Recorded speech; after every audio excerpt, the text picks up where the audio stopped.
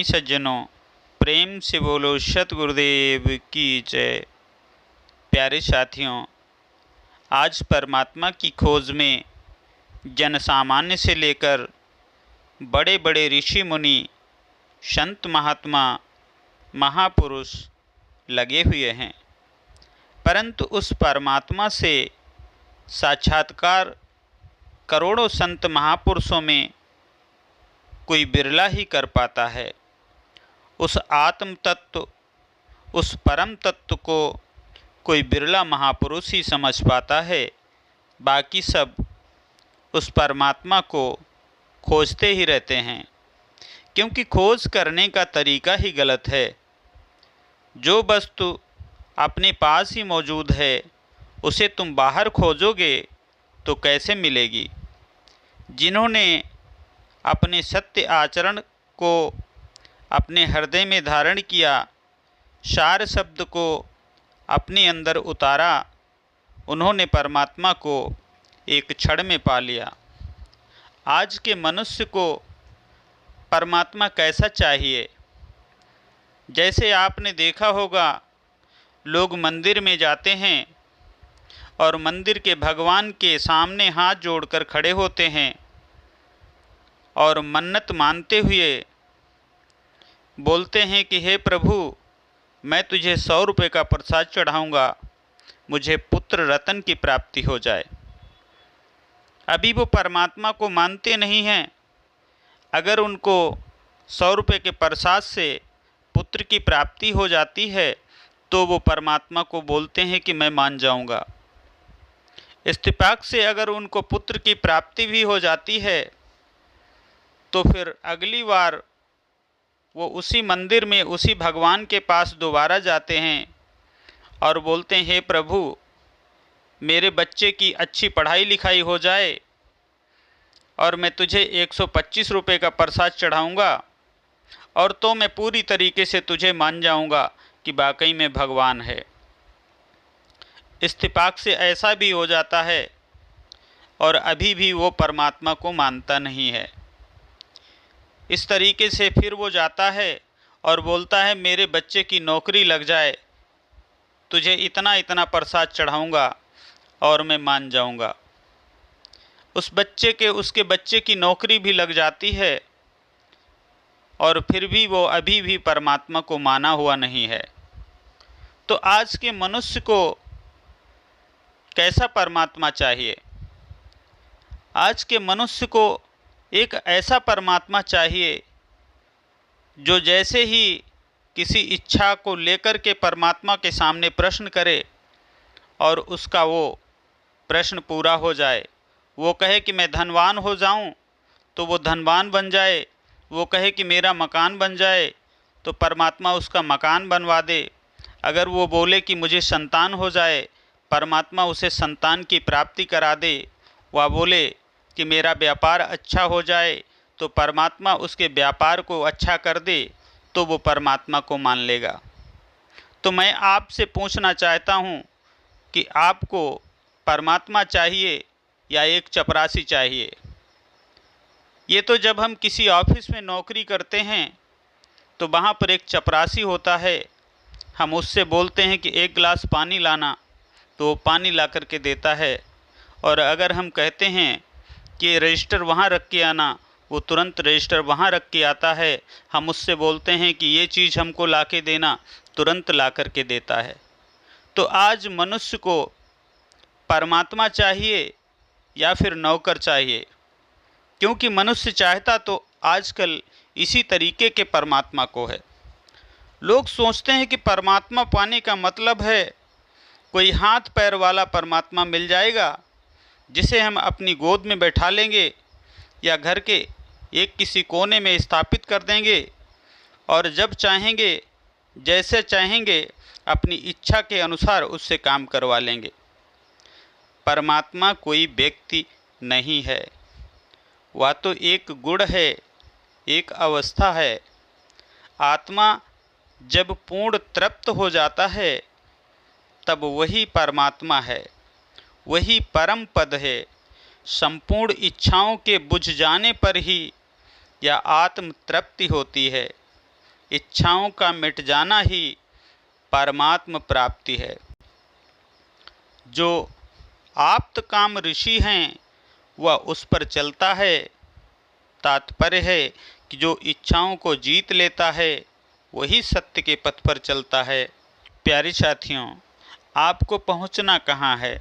संत ऋषि मुनि कहते हैं जहाँ पर पहुँचा जाता है वह परम निधान भी सत्य है। और पहुँचना कहाँ है? तो साहब कहते हैं कि पहुँचना कहीं नहीं है, जहाँ पहुँचना है वहीं आप हैं। बस इच्छाओं का बुझ जाना ही पहुँच जाना है। बाहर की मंजिल चलने से मिलती है, लेकिन भीतर की मंजिल रुकने से मिलती है।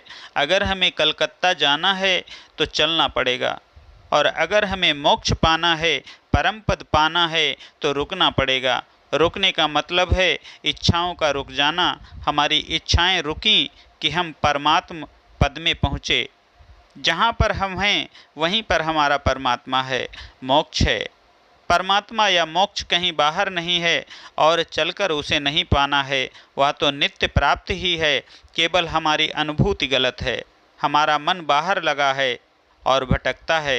हमारा मन कहीं रस में, कहीं रूप में, कहीं शब्द में, कहीं स्पर्श में, कहीं गंध में, कहीं धन दौलत में और कहीं कुछ चीज़ों में लगा है। किंतु ये सभी सपना है, सपना के समान है, और इस सपने के टूटने में देर नहीं लगती है। इस संसार में कैसी कैसी दर्दनाक घटनाएं हो जाती हैं।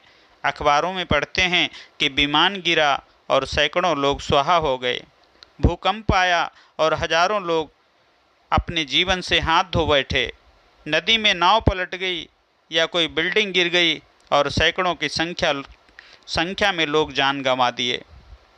साहब कह रहे हैं, मूंदहु आँख कतहु कछु नाही, क्षण में ही आन का तान हो जाने वाला है। क्या रखा है यहाँ? हमारा मन माया प्रपंच में भटक रहा है। यही हमारा परमात्मा या मोक्ष से बाहर भटकना है। यदि यही भटकना छूट जाए तो परमात्मा पाना नहीं है, वह तो नित्य प्राप्त ही है, मिला मिलाया है। बस ज़रूरत है मन का भटकना छूट जाए, इच्छाएं बुझ जाएं, शांत हो जाएं, मन स्वबस हो जाए। सहजे हीरा नीपजे जो मन आबे ठौर। मन जब ठौर में आ जाए, स्थिरता प्राप्त कर लें, तब सहज ही परमात्मा रूपी हीरा, शांति रूपी हीरा मिल जाए।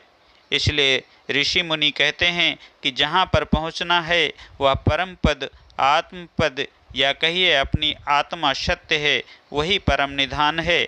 उसकी परिभाषा यही है कि वहाँ चलकर नहीं पहुँचना है। बाहर के भोगों और भीतर की नाना कल्पनाओं में चलायमान मन, इंद्रियों का रुक जाना ही मोक्ष धाम में पहुँचना है।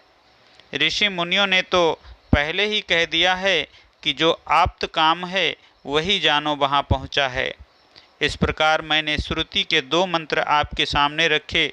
ऋषि कहते हैं कि आत्म लाभ या आत्म शांति जीवन की सर्वोच्च उपलब्धि है, और उसे प्राप्त करने के लिए सत्य, तप, सम्यक ज्ञान यानी आत्मज्ञान और ब्रह्मचर्य चाहिए। सत्य की विजय होती है, झूठ की विजय नहीं होती। देवताओं का रास्ता सत्य से ओतप्रोत है। इस पथ पर वह चलता है जो अपनी इच्छाओं को बस में करता है। संत ऋषि मुनि साहस देते हैं कि तुम घबराओ मत। तुम्हारा निश्चय दृढ़ रहा तो धीरे धीरे प्रयास करते रहते तुम उस पद को अवश्य प्राप्त कर सकते हो। प्यारे साथियों, यदि मन कभी कभी उलझ जाता है तो यही समझना चाहिए कि वह भ्रांति का शिकार हुआ है। मन में भ्रांति ना आए तो वह उलझ नहीं सकता। भ्रांति का कारण अज्ञान है, न समझना है। यदि हमने समझ लिया तो भ्रम होने का कारण ही नहीं है, परंतु समझना धीरे धीरे होता है। ठोकर खाकर बात समझ में आती है, वह चाहे बाहर की ठोकर हो और चाहे भीतर की। तुम अपना दुख दूर करो और दूसरे जो समझते हों उनको यथाशक्ति सहयोग करो। याद रखो, तुम कहीं भी उलझो मत। कोई व्यक्ति और वस्तु तुम्हारे अंग संग नहीं है। तुम्हारा अपना माना हुआ शरीर तुम्हारे साथ नहीं है। इसके छूट जाने में थोड़ी भी देरी नहीं लगेगी। अतएव तुम सब समय सबसे सावधान रहो और अपने दुख निवृत्ति में लगे रहो। शरीरांत के साथ सारे प्रपंचों का अंत है। शरीर के पहले मन का सारा प्रपंच समाप्त हो जाना चाहिए, यही जीवन की सफलता है। मन का प्रपंच है मोह, द्वेष, राग, तृष्णा, आसक्ति आदि। चित्तमल, जिसका चित्तमल पूर्णतया समाप्त है उसका भय समाप्त है। सब तरफ से निर्भय होकर रहना जीवन का सच्चा स्वरूप है। भय एक भावना है जो मन की आसक्ति रूपी दुर्बलता से पैदा होती है। तुम्हारा अस्थायित्व कहाँ है? जो दिखाई देता है वहाँ हमारा स्थान नहीं है। जहाँ हमारा अस्थायी स्थान है वह दिखाई नहीं देता है, वह तो सबको देखने वाला स्वतः दृष्टा स्वरूप है। जिस काया के माध्यम से हमने अपने को समझा और साधना की, उसका हमारे ऊपर बड़ा उपकार है। अब वह निरंतर गल रही है और आजकल में लुप्त हो जाने वाली है। उसका काम भी पूरा हो गया है। भीतर गहरी शांति है, वह शांति ही अपना भवन है। शरीर धारण कर और विषयों का उपभोग कर उनके संस्कार बनते हैं और वे चित्त को मलिन करते रहते हैं, और चित्त की मलिनता प्राणी को पीड़ा देती रहती है। अतएव देह धारण करने में जीव का कल्याण नहीं है। अब की बार हमें ऐसा सावधान हो जाना है कि किसी विषय की इच्छा मन में न रह जाए, जिससे चित्त पूर्ण निर्मल रहे और इसी जीवन में मुक्ति लाभ हो। हमारे चारों तरफ चमक दमक तथा कूड़ा कचड़ा दिखाई देता है, परंतु हमारे साथ कुछ रह नहीं जाता। दिन रात मुसाफिर जात चला, यहाँ कुछ रुकता नहीं है। रुकना अपने में होता है। जो अपने आप में रुक गया वह स्थिर स्थान पा गया। जिसने अपने स्वरूप को पहचान लिया उसने देह गेहादि से अपने को विवेक द्वारा निकाल लिया और कृतार्थ हो गया। मेरा स्वरूप प्रपंच शून्य है। शरीर और मन के संबंध से प्रपंच का संबंध है। शरीर और मन मेरे स्वरूप में नहीं है। आजकल में वह दिन आ जाने वाला है जब वह अपना माना हुआ शरीर सदैव के लिए शून्य हो जाएगा।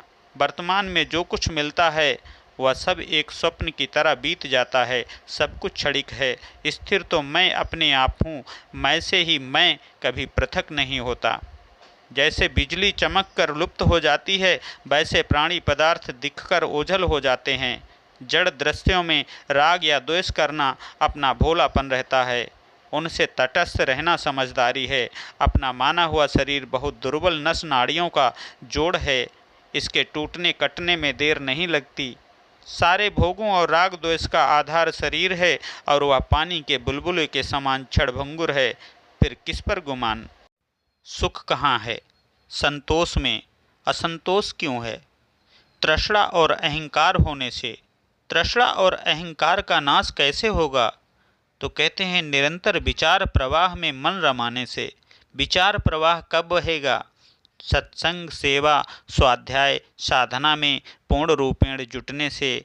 आधे मन से किया गया काम सफल नहीं होता, पूर्ण रूप से जुटने पर ही होता है। मैं अकेला हूँ, केवल हूँ, इस भाव का सदा स्मरण रखना चाहिए।